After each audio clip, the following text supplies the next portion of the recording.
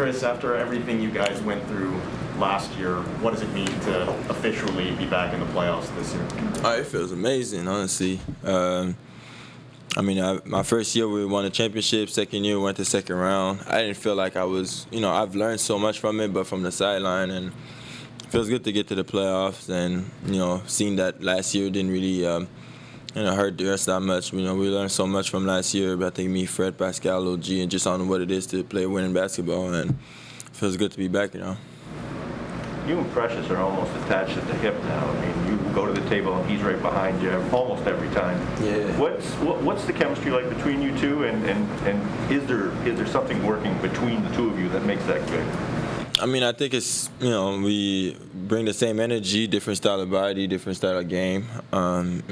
Precious is more built, more, physical, I'm more speed and all. So I think it's a good combination. And we know that when we come in the game, we got to make a change. So I feel like that helps us. And like I said, Precious is my guy. We joke about a lot, we laugh about a lot of stuff. And you can see it in the game now. This chemistry is a lot easier when, you're actually close with somebody on the team. So. Thad's kind of joining that group. Thad's the vet. So Thad's over here. He does all the small plays and make sure that we're focused. And like I said, this team has a lot of pieces that are doing a lot of things on this team, even though you don't really see on the stats. So it really feels good. Like I said, I think we're comfortable with the team that we have and the building that we're doing every year. Does it feel like you guys have sort of your own identity that's sort of a little bit different than the rest of the league with your offensive rebounding and? Yeah. We're pretty tall. You know what I'm saying? Like, if you just put all the roster all together, you'll see that, that we got 6'9", 6'9", 6'9", 6'8", and it just keeps going. So, but that's also the one thing that at the beginning of the season, people didn't know how far we'd go because they didn't know if we would figure it out. And I think we did a good job figuring that out. And the coaching staff did a good job telling us, what they were aiming for and what we needed to do. And everybody bought in. And, those are the result of, 2-3 months of figuring out what and who needed to do what in this team. Is there validation to that? You mentioned that people didn't really know what to make of you guys initially. People were talking about, like, playing this, playing that.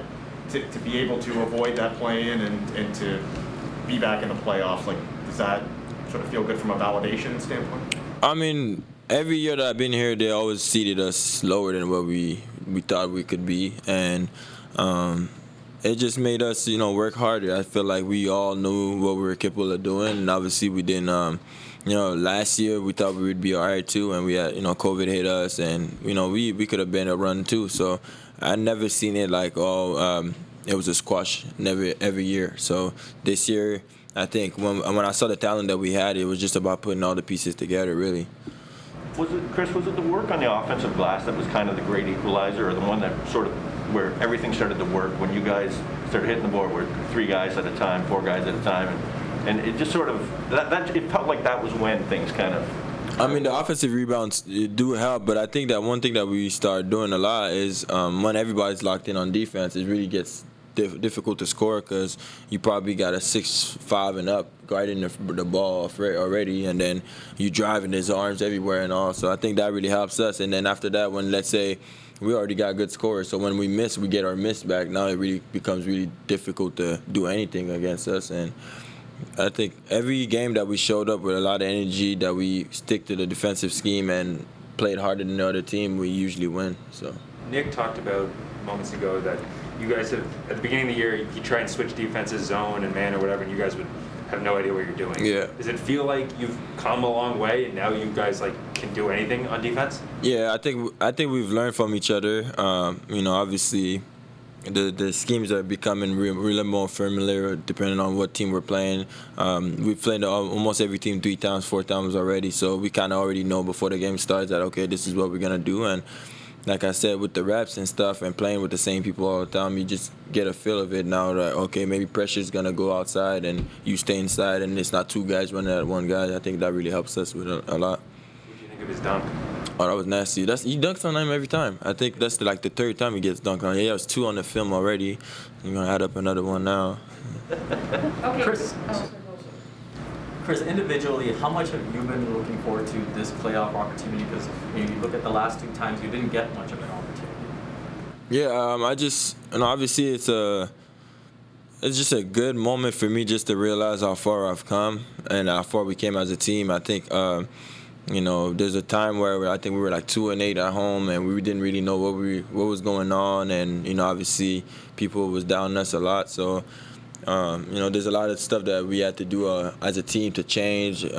Personally, I had to change my whole game basically and focus on what was gonna help us win. And it's just like I said, when the playoff comes, it's just you get the chance to restart it over again and focus on what every important play to win. And we needed that. I think we needed the young guys to get those playoff experience. A guy like me that I've seen it from outside to actually play meaningful minutes. And like I said, we've been doing a really good job this year to focus on the goal, which was to get to the playoff and now win the championship.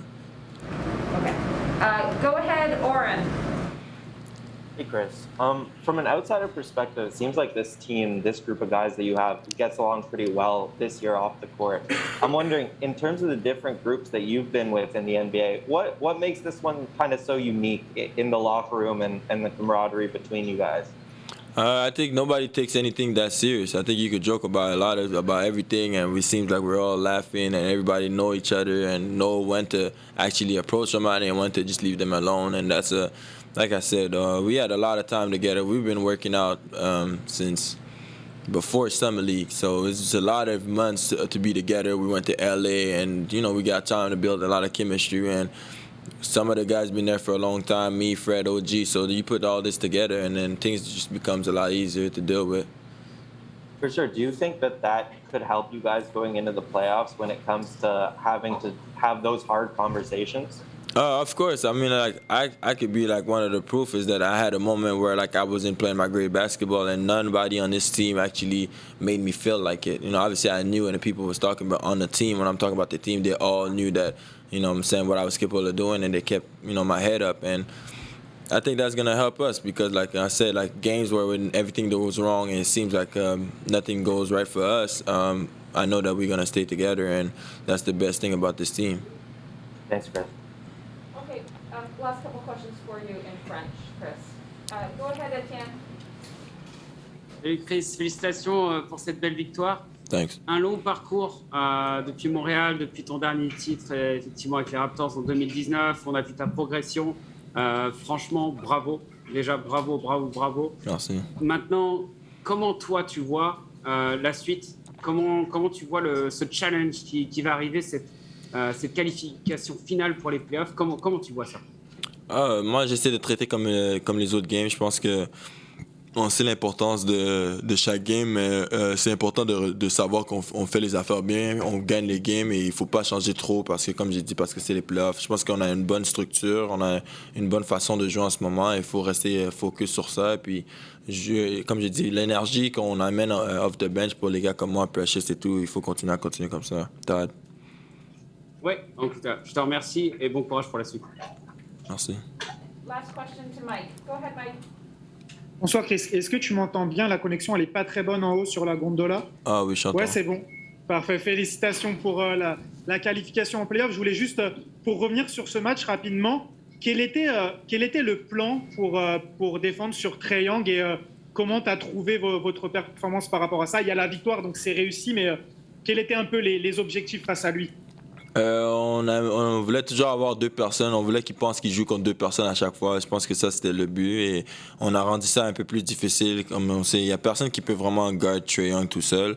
Mais je pense qu'on a fait une bonne équipe. C'est comme quand on joue Giannis, on doit build le wall et tout. Trae, c'est presque la même chose. C'est juste qu'il peut shooter le ballon beaucoup plus mieux. Alors, c'était ça le focus. Et puis, on savait qu'on allait s'aider à revenir à l'extérieur parce que, comme j'ai dit, il allait passer le ballon à l'extérieur et il fallait faire une rotation. Je pense qu'on a fait un bon travail quand ça vient à ça.